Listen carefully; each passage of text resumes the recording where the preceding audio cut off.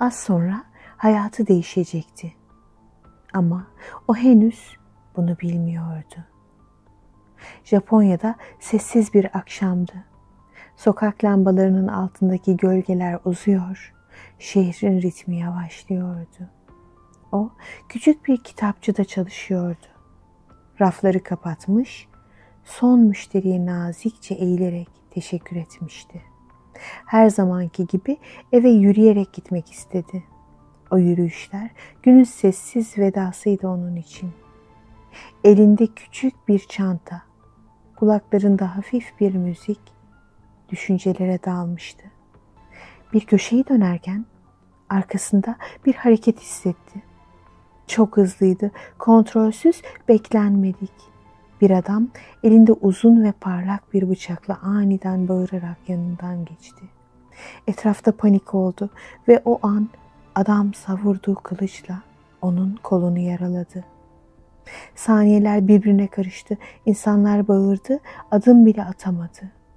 Kanın sıcaklığını hissetti ama sesi çıkmadı. Çevredeki insanlar yardıma koştu. Polis geldi. Adam yakalandı. O ise bir kaldırım taşına oturmuş, tek bir şeye tutunuyordu. Hayattayım. O an saat 22 idi. Hastanede doktorlar kolunu sardı. Yara derindi ama hayati değildi. Ama içindeki iz daha derine işlemişti. Günlerce uyuyamadı. Sokakta yürürken arkasını kontrol etti. Ani seslerde irkildi. Ve bir gün aynaya bakarken şunu düşündü. Ben korkuyla mı yaşayacağım?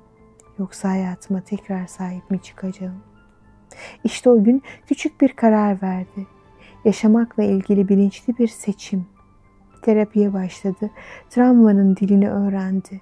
Bedeninin hafızasına saygı duymayı, yavaş yavaş iyileşmeyi. Sonra aynı durumdan geçmiş kadınlarla tanıştı. Onlara gönüllü destek oldu. Dinledi, yanlarında durdu. Sessizliklerini anladı. Ve yıllar sonra travma sadece acı bir an olarak kalmadı. Başkalarının elini tutabildiği bir köprüye dönüştü. Şimdi sık sık şunu söylüyor.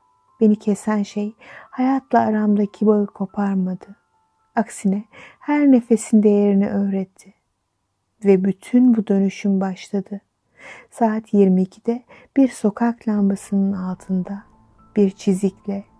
Şehir aynı, sokaklar yine kalabalık. Ama o artık başka biri.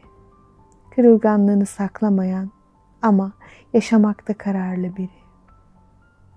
Eğer senin de hayatını bir anda değiştiren bir an olduysa, ister küçük, ister büyük bizimle paylaşabilirsin.